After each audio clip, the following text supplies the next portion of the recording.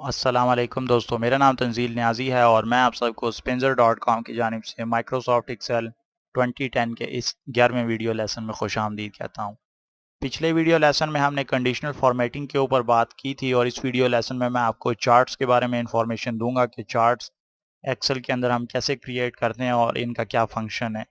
तो सबसे पहले हम ये देख लेते हैं कि चार्ट्स जो हैं वो क्यों ज़रूरी हैं। यहाँ पे आप देख रहे हैं कि मेरे सामने ये कुछ प्रोडक्ट्स अवेलेबल हैं जिनकी जनवरी से लेके और अप्रैल तक की डिफरेंट जो मंथ्स की सेल है वो यहाँ पर हमारे सामने इस टेबल में अपीयर हो रही है। अब ये टेबल तो ठीक है, लेकिन अगर हम इसको देखना चाहें एक ही नज़र में तो हमें ये अंदाज़ा नहीं होता कि हम किस मंथ में किस प्रोडक्ट की जो सेल है उसमें इंक्रीज़ नज़र आया है या किस मंथ में अगर किसी प्रोडक्ट की सेल को हम उसमें देखना चाहें कि डिक्रीज़ नज़र आया, तो हमें जो है वो एक ही नज़र में ये सारा डाटा नहीं मिल पाता। लेकिन अगर हम चार्ट्स की सूरत में अपने डाटा को पेश करें तो वो ईजियर टू अंडरस्टैंड होता है। सिंपल चार्ट्स की मदद से हम देख सकते हैं कि किसी मंथ में अगर इंक्रीज़ आ रहा हो तो वो भी हमें नज़र आ रहा होता है, और अगर किसी मंथ में सेल में डिक्रीज़ आया हो, डिक्लाइन आया हो, तो वो भी हम देख सकते हैं। कमी या वाक़या हुई हो तो वो भी हमें चार्ट्स की मदद से आसानी से नज़र आ जाती है। तो इस वीडियो लेसन में मैं आपको चार्ट्स के बारे में इंफॉर्मेशन दूंगा और माइक्रोसॉफ्ट एक्सेल की मदद से आप कई किस्म के चार्ट्स क्रिएट कर सकते हैं, जिनमें कॉलम चार्ट है, पाई चार्ट है। इसके अलावा आप लाइन चार्ट्स क्रिएट कर सकते हैं और माइक्रोसॉफ्ट एक्सेल 2010 में एक नया चार्ट इंक्लूड किया गया है जिसको स्पार्क लाइन चार्ट कहते हैं। तो इस वीडियो लेसन में मैं आपको स्पार्क लाइन और कॉलम चार्ट के ऊपर थोड़ी सी इन्फॉर्मेशन दूंगा और फिर इंशाल्लाह अगले वीडियो लेसन में हम पाई चार्ट के ऊपर बात करेंगे। तो सबसे पहले स्पार्क लाइन चार्ट जो है उसको क्रिएट करने के लिए यहाँ पे आप देख रहे हैं कि ये डाटा मेरे पास अवेलेबल है। किसी भी हिस्से में मैं क्लिक कर देता हूँ, ये फिलहाल मैटर नहीं करता और इसको हम बाद में चेंज कर लेंगे। और उसके बाद स्पार्क लाइन चार्ट क्रिएट करने के लिए आपको इंसर्ट टैब पे क्लिक करना होगा। रिबन बार से आप देख रहे हैं कि इंसर्ट टैब जो हमारे सामने डिस्प्ले हो रहा है, और यहाँ से चार्ट्स के इस हिस्से में आपने लाइन के ऊपर क्लिक करना है। तो ये आई एम सॉरी, इस लाइन के ये स्पार्क लाइन के हिस्से से आपने इस लाइन के ऊपर क्लिक करना है। ये लाइन चार्ट को इंक्लूड करता है, लेकिन हम स्पार्क लाइन चार्ट ऐड करना चाहते हैं तो इस लाइन के ऊपर आपने क्लिक करना है, इस लाइन के ऊपर नहीं, अगर आप स्पार्क लाइन चार्ट ऐड करना चाहते हो। तो मैं इसके ऊपर सिंपल क्लिक कर देता हूँ। अब आप देख रहे हैं कि मेरे सामने ये डायलॉग बॉक्स आ रहा है क्रिएट स्पार्क लाइन्स का, और यहाँ पे जो डाटा रेंज है इसको हम डिलीट कर देते हैं क्योंकि C8 का सेल जो है वो सेलेक्ट था। लेकिन हम यहाँ पे एक नई सिलेक्शन क्रिएट करते हैं और सिलेक्शन क्रिएट करने के लिए सिंपल मैं क्लिक एंड ड्रैग कर रहा हूँ जनवरी से लेके और अप्रैल तक की जो डिफरेंट प्रोडक्ट्स हैं, सारी प्रोडक्ट्स की मैंने एक सिलेक्शन क्रिएट कर दी। आप देख रहे हैं कि यहाँ पे डाटा रेंज में ये सारी जो रेंज है यहाँ पर ऑटोमेटिकली टाइप हो चुकी है। सिलेक्शन बनाने के बाद मुझे लोकेशन रेंज स्पेसिफाई करनी होगी। सिंपल मैं इस फील्ड में यहाँ पे क्लिक करता हूँ। तो अब मैं माइक्रोसॉफ्ट एक्सेल को ये बताऊंगा कि ये जो स्पार्क लाइन चार्ट मैं क्रिएट करना चाहता हूँ इसका रिजल्ट जो वो हमारे सामने कहाँ पे अपीयर हो। तो उसके लिए सिंपल मैं यहाँ पे क्लिक कर देता हूँ और इसको नीचे हम क्लिक एंड ड्रैग कर लेते हैं इस हिस्से तक, ये सारे हिस्से तक। अब आप देख रहे हैं मैंने डाटा रेंज भी स्पेसिफाई कर दी, लोकेशन रेंज भी स्पेसिफाई कर दी, और जैसे ही मैं ओके के बटन पे क्लिक करूंगा तो अब आप देख रहे हैं कि आपको डिफरेंट मंथ्स की जो प्रोडक्ट की सेल है उसकी स्पार्क लाइन चार्ट जो है उसका यहाँ पे आपके सामने अपीयर हो रहा है। तो अब आप देख रहे हैं कि ये जो इसको अगर आप इंक्रीज़ करना चाहें या डिक्रीज़ करना चाहें तो आप इसके सेल साइज़ को इंक्रीज़ या डिक्रीज़ भी कर सकते हैं। लेकिन अब यहाँ पे इस इस स्पार्क लाइन की मदद से आप ये देख सकते हैं कि आपने किस मंथ में आपकी जो प्रोडक्ट की सेल है वो ज़्यादा हुई है या कम हुई है। फ़र्ज़ करें हम यहाँ से चाहते हैं कि हम वेबसाइट क्रिएटेड की इस स्पार्क लाइन पे नज़र दौड़ाएँ, तो आप देख रहे हैं कि फर्स्ट मंथ जनवरी में सेल ज़्यादा थी, फरवरी में कम होगी, मार्च में ज़्यादा थी और इसी तरह फिर अप्रैल में दोबारा कम होगी। तो आप इस तरह हर प्रोडक्ट की सेल चेक कर सकते हैं कि उसमें आया इंक्रीज़ आया है वक्त के साथ या वो सेल जो है वो कम होती गई है।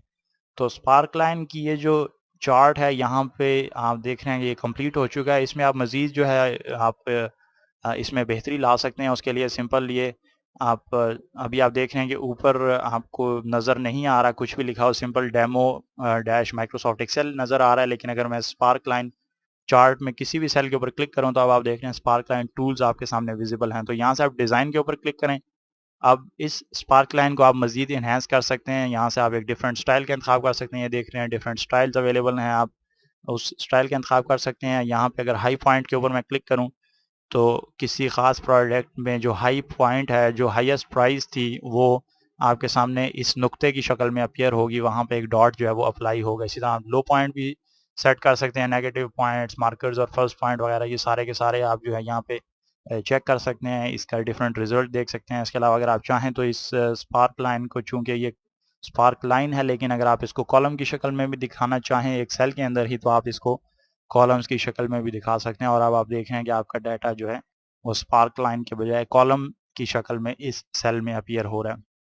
हम इसको दोबारा स्पार्क लाइन कर देते हैं और इसी तरह स्पार्क लाइन कलर की मदद से आप एक डिफरेंट कलर एलोकेट कर सकते हैं। वेट जो है एक डिफरेंट, इस लाइन का जो मोटाई है वो स्पेसिफाई कर सकते हैं ताकि आप इसको बेहतर तरीके से देख सकें। तो इस तरह आप स्पार्क लाइन टूल्स की मदद से, स्पार्क लाइन चार्ट की मदद से सिर्फ सेल के अंदर रहते हुए ये देख सकते हैं कि कौन सी प्रोडक्ट जो है वो बेहतर काम कर रही है, बेहतर जो है वो बिक रही है, और कौन सी प्रोडक्ट में कमी वाक़या हुई है।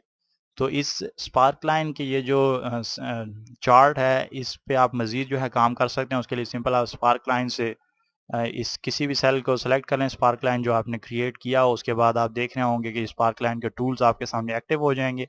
यहाँ से आप सिंपल डिज़ाइन के ऊपर क्लिक करें और ये डिफरेंट ऑप्शंस का आप इंतखाब कर सकते हैं। लेकिन फ़िलहाल मैं इसको क्लियर कर देता हूँ।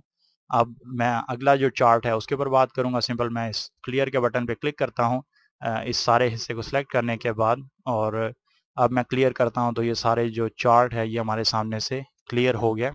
और उसके बाद अब आगे इस वीडियो लेसन में मैंने आपको कॉलम चार्ट के ऊपर जो है वो इन्फॉर्मेशन देनी थी। तो कॉलम चार्ट क्रिएट करने के लिए सिंपल आपको उसी तरह डाटा जो है वो सिलेक्ट करना होगा। और डाटा सेलेक्ट करने के लिए सबसे पहले हम कॉलम चार्ट का डाटा बनाते हैं, सिलेक्शन बनाते हैं। मैं हेडिंग भी सिलेक्ट कर रहा हूँ जनवरी, फरवरी, मार्च, अप्रैल की, और इसके अलावा ये जो प्रोडक्ट्स हैं ये सारी की सारी सिलेक्ट कर रहा हूँ। और टोटल जो है उसको मैं सिलेक्ट नहीं कर रहा, उसकी सिलेक्शन नहीं बना रहा, ना ही यहाँ से और ना ही नीचे वाले इस टोटल का, क्योंकि कॉलम चार्ट्स में जो है वो टोटल नहीं सिलेक्ट किया जाता। अगर आप कॉलम चार्ट्स बना रहे हैं तो इस बात का ध्यान रखें कि आपने टोटल्स को सिलेक्ट ना किया हो, क्योंकि आप इंडिविजुअल मंथ्स की जो है वो चार्ट बना रहे होते हैं। इंडिविजुअल जो आपकी डिफरेंट मंथ्स हो सकते हैं, क्वार्टर्स हो सकते हैं, डिफरेंट प्रोडक्ट्स की जो आप फिगर है उसकी चार्ट बना रहे होते हैं। टोटल की जो फिगर है वो कॉलम चार्ट में इंक्लूड नहीं करते, तो इस वजह से टोटल के इस हिस्से को मैं इग्नोर कर देता हूँ।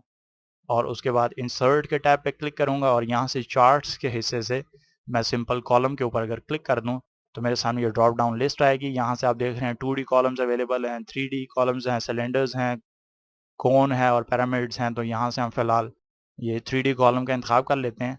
और जैसे मैंने सिंपल उसके ऊपर क्लिक किया तो अब आप देख रहे हैं कि आपके सामने ये चार्ट जो है ऑटोमेटिकली बन चुका है। और इसको हम थोड़ा सा जो है यहाँ पे क्लिक एंड ड्रैग करके इसको स्क्रीन के राइट साइड पर ले आते हैं ताकि हम जो है डाटा को भी देख सकें और इसको भी देख सकें। अब आप देख रहे हैं कि आपको ये सारी जो इन्फॉर्मेशन है ये कॉलम की शक्ल में पेश हो रही है कि जनवरी के मंथ में जो है किस प्रोडक्ट की कितनी सेल है। तो ये सारी इन्फॉर्मेशन आप हासिल कर सकते हैं। और इसके अलावा यहाँ पे एक जो है हमने गलती कर दी है, मेरे ख्याल से हमें जो है इसका इस हिस्से को भी सिलेक्ट करना चाहिए था, तो इस वजह से हम दोबारा इसको डिलीट अगर करना चाहें डिलीट कर सकते हैं। लेकिन अगर हम इसमें मज़ीद जो है वो ठीक करना चाहें तो सिंपल आप देख रहे हैं कि जैसे ही मैंने इस कॉलम के ऊपर, इस चार्ट के ऊपर क्लिक किया तो ये नीली सी जो पट्टी है ये हमारे सामने डिस्प्ले हो रही है, नीला सा ये जो डब्बा है ये डिस्प्ले हो रहा है। तो सिंपल मैं इसको क्लिक एंड ड्रैग कर लेता हूँ, इस हिस्से को भी मैं इसमें इंक्लूड करना चाहता हूँ।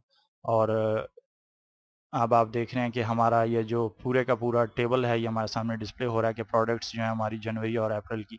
तो अभी फ़िलहाल इस कॉलम को, इस चार्ट को हम इंक्लूड करते हैं। यहाँ पे प्रोडक्ट्स जो हैं वो हमारे सामने डिस्प्ले नहीं हो रही, इसको भी हम देख लेते हैं कि प्रोडक्ट्स जो हैं वो क्यों नहीं डिस्प्ले हो रही हैं, उस पर हम थोड़ी देर में बात करेंगे। लेकिन चार्ट बनाने का सिंपल तरीका ये है कि आप अपनी प्रोडक्ट, आप अपना सिलेक्शन क्रिएट करते हैं और उसके बाद उसके इंसर्ट मेन्यू से सिंपल कॉलम के ऊपर क्लिक करेंगे तो आप एक कॉलम चार्ट को अपने सामने देखेंगे।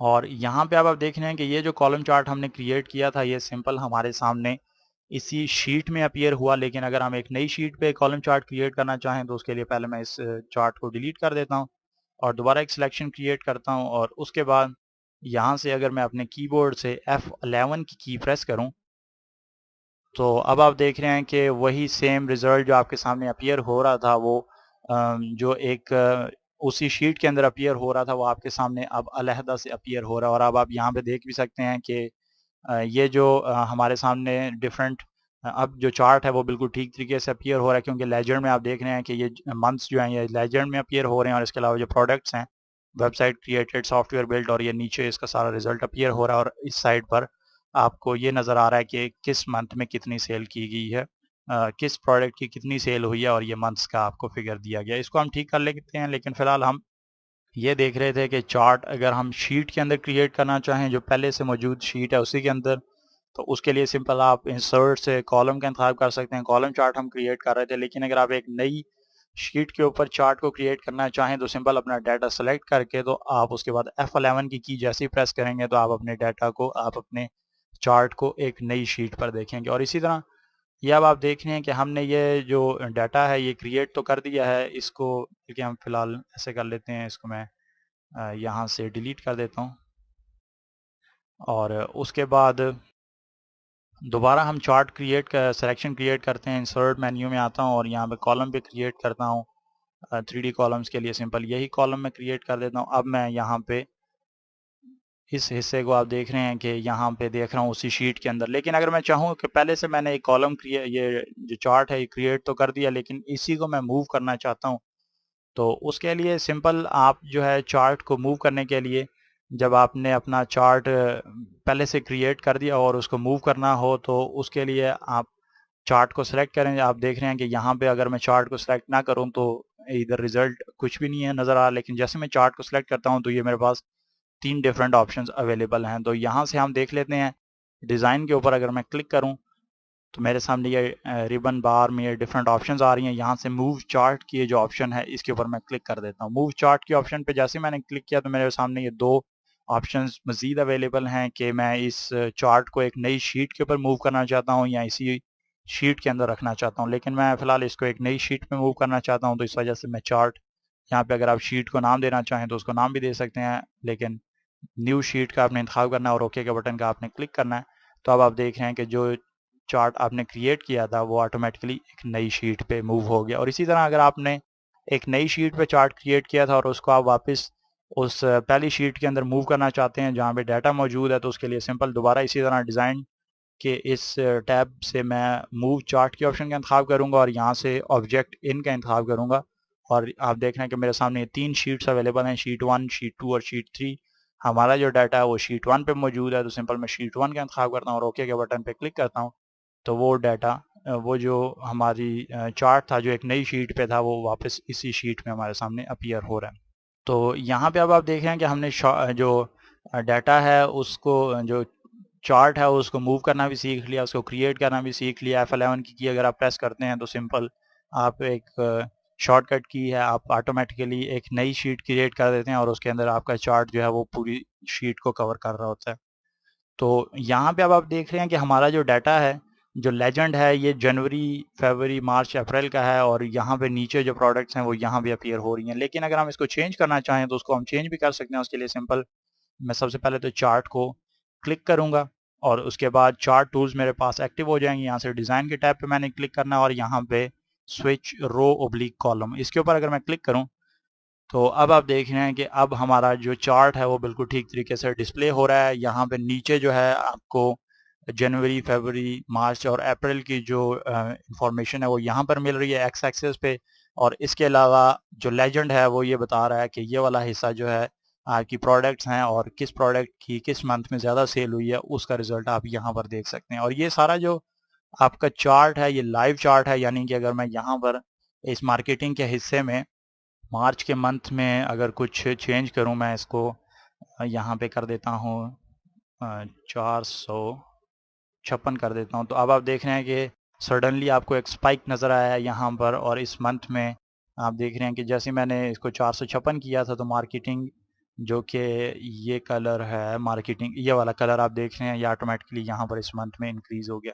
तो इस तरह आप देख सकते हैं कि अगर आप अपनी जो चार्ट्स हैं उसकी मदद से आप अपने जो डाटा है उसको आसानी से रिकग्नाइज कर सकते हैं, देख सकते हैं कि कहाँ पे इंक्रीज़ आ रहा है आपके डाटा में, कहाँ पे डिक्रीज़ आ रहा है। और इसी तरह फ़र्ज़ करें हम देखते हैं कि ये जो हमारे पास लेजेंड है, अगर मैं इसके ऊपर क्लिक करूँ, ये जो बार है इसके ऊपर अगर मैं क्लिक करूँ तो आप देख रहे हैं कि ऑटोमेटिकली यहाँ पे एडोबी फोटोशॉप जो है वो सिलेक्ट हो गया। तो इसका मतलब है कि एडोबी फोटोशॉप का ये बार है और ये सारे जो हैं जनवरी के मंथ, फरवरी, मार्च और अप्रैल, चारों मंथ्स में ये बार सेलेक्ट हो चुकी है।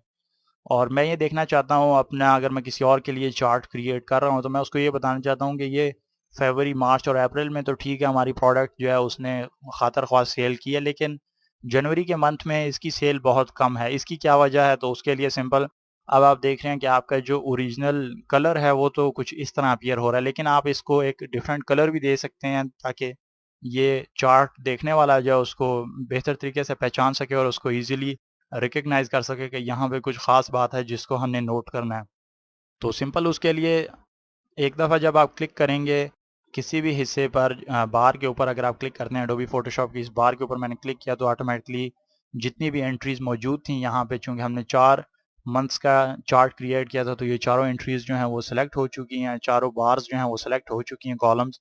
लेकिन अगर मैं दोबारा किसी भी एंट्री के ऊपर क्लिक करूँ, एक दफ़ा मैंने सिलेक्शन क्रिएट कर दी और उसके बाद दोबारा मैं इस पर क्लिक करता हूँ, तो अब आप देख रहे हैं कि ये तीनों जो मंथ्स हैं ये डीसेलेक्ट हो गए हैं, लेकिन जनवरी का जो मंथ है ये अभी तक सेलेक्ट है। तो इसको हम चेंज कर लेते हैं। उसके लिए सिंपल मैं राइट क्लिक करता हूँ, मैंने एक दफ़ा सिलेक्शन बनाई है और उसके बाद फॉर्मेट डाटा पॉइंट इस ऑप्शन का इंतखाब करूंगा। अगर यहाँ पे आपके सामने फॉर्मेट डाटा सीरीज आ रहा हो तो इसका मतलब यह है कि आपने पहले सिलेक्शन तो एक दफ़ा क्लिक तो किया उस बार के ऊपर, लेकिन दूसरी दफ़ा आपने क्लिक नहीं किया।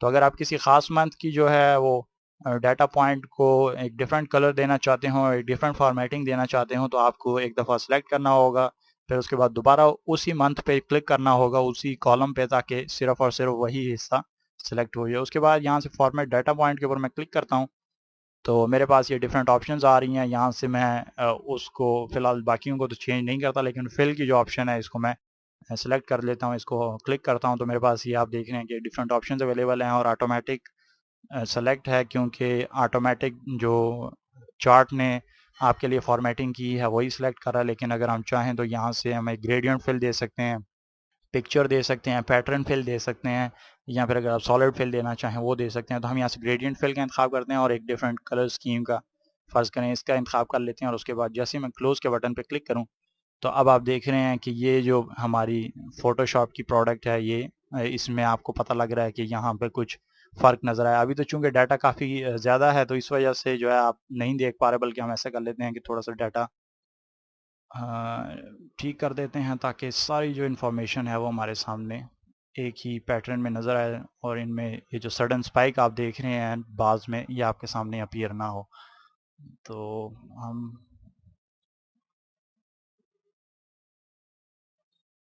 थोड़ा सा आपको वेट करना पड़ेगा, ये सारी जो मैं इंफॉर्मेशन है इसको मैं ठीक करता हूँ ताकि हम इसको जी। अब आप देख रहे हैं कि अब सारा जो हमारी रेंज है वो तकरीबन एक ही रेंज में डाटा अवेलेबल है, 100 से ज़्यादा मेरे ख्याल से कोई फिगर नहीं है। तो इस वजह से अब आप देख रहे हैं कि ये जो अडोबी फोटोशॉप की ये जो बार है ये आपके सामने प्रोमिनेंट नज़र आ रही है। अगर सिंपल इसके ऊपर अपना माउस कर्सर को लेकर जाए, अगर आप इसी माइक्रोसॉफ्ट एक्सेल को यूज़ कर रहे हैं, अगर आप किसी को पेश करते हैं तो सिंपल इसके ऊपर अगर वो क्लिक भी करे तो आप देख रहे हैं कि उसको पता लग जाएगा कि डिफरेंट मंथ्स में तो ठीक है, अभी तो इतना ज़्यादा डिफरेंस नहीं है, लेकिन शुरू में आप देख रहे थे कि काफ़ी ज़्यादा डिफरेंस था, तो आप उसको आसानी से पिन पॉइंट करवा सकते हैं कि इस हिस्से पे आपकी डिफरेंट दूसरे महीनों के मुकाबले में जो वैल्यू है वो काफ़ी ज़्यादा कम है या ज़्यादा है, तो उसको आपने देखना है और उसमें अगर आप बेहतरी लाना चाहते हैं, उस पर कुछ एक्शन लेना चाहते हैं तो वो भी आप ले सकते हैं। एक और चीज़ यहाँ पे हम चाहते हैं कि इस चार्ट को हम ऐसा कुछ इस चार्ट को हम एक टाइटल दें। तो चार्ट को टाइटल देने के लिए सिंपल यहाँ से आपने सबसे पहले तो चार्ट को सिलेक्ट करना है। चार्ट को सिलेक्ट करेंगे तो ये चार्ट टूल्स आपके सामने अवेलेबल हो जाएंगे और यहाँ से लेआउट के ऑप्शन को अगर मैं इंतखाब करूँ तो यहाँ आप देख रहे हैं कि मेरे पास ये डिफरेंट ऑप्शंस अवेलेबल हैं। यहाँ से मैं चार्ट टाइटल का इंतखाब कर लेता हूँ और मेरे पास इसके ऊपर अगर मैं क्लिक करूँ तो 2-3 ऑप्शंस अवेलेबल हैं। यहाँ से मैं अबव चार्ट की ऑप्शन का इंतखाब करता हूँ। तो अब आप देख रहे हैं कि यहाँ पे अगर मैं चाहूँ तो इस चार्ट को एक टाइटल दे सकता हूँ और यहाँ पे मैं कहता हूँ MONTHY मंथली सेल्स रिकॉर्ड्स। ठीक है, ये मैंने टाइटल दे दिया। उसके बाद अभी आप देख रहे हैं कि हमारी जो ये बार है, ये जो बॉर्डर है इस मंथली सेल्स रिकॉर्ड की गिर्द ये डॉटेड बॉर्डर है। यहाँ आप देख रहे हैं कि डैश का बॉर्डर है, लेकिन अगर मैं एक दफ़ा क्लिक करूँ तो अब ये बॉर्डर हमारा ख़त्म हो गया। लेकिन अगर दोबारा मैं इस पर क्लिक करूँ तो अब जो बॉर्डर है वो हमारा सॉलिड बॉर्डर है। तो अब अगर मैं चाहूँ तो इसको मॉडिफाई भी कर सकता हूँ। सिंपल उसके लिए मुझे जो है दोबारा फॉर्मेट में आना पड़ेगा और यहाँ से चार्ट टूल से फॉर्मेट के ऑप्शन का इंतखाब करना पड़ेगा। यहाँ पे मैं चाहूँ तो इस हिस्से को एक डिफरेंट बॉर्डर, इसको एक डिफरेंट बैकग्राउंड दे सकता हूँ। आप देख रहे हैं कि बैकग्राउंड मैंने दिया। इसी तरह मैं अगर चाहूँ तो इसको एक डिफरेंट टेक्स्ट को भी एक डिफरेंट कलर दे सकता हूँ। तो ये आप पे डिपेंड करता है कि आप जो फॉर्मेट देना चाहते हैं, जो बॉर्डर देना चाहते हैं, उस में आप क्या क्या फॉर्मेटिंग अप्लाई करना चाहते हैं। तो सिंपल, आपने अगर एक चार्ट क्रिएट किया है तो उसके आप लेआउट के ऑप्शन में देखें तो ये डिफरेंट ऑप्शंस आपके पास अवेलेबल हैं। यहाँ से तो मेरे पास अभी इतना टाइम नहीं था कि हर एक ऑप्शन पे डिटेल से बात करता, लेकिन मैं आपको यही रिकमेंड करता हूँ कि आप डिफरेंट ऑप्शंस को देखें, क्योंकि डिफरेंट ऑप्शंस क्या क्या काम करती हैं और उसकी मदद से आप अपने चार्ट्स में मज़ीद बेहतरी ला सकते हैं और फिर उसके बाद आप उसकी फॉर्मेटिंग कर सकते हैं। डिज़ाइन आप यहाँ से अगर चाहें तो एक डिफरेंट डिज़ाइन का इंतखाब कर सकते हैं। मसलन यहाँ से मैं एक डिफरेंट डिज़ाइन का जैसे इंतखाब करता हूँ तो आप देख रहे हैं कि हमारी कलर स्कीम जो है वो ऑटोमेटिकली अपडेट हो रही है।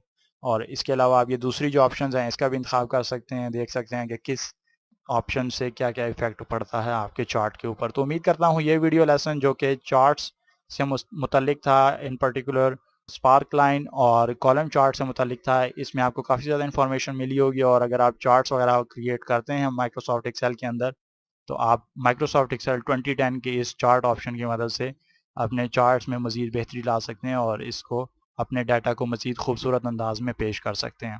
तो इंशाल्लाह अगले किसी वीडियो लेसन में आप लोगों से दोबारा मुलाकात होगी। तब तक के लिए मुझे इजाज़त दीजिए। अल्लाह हाफ़िज़।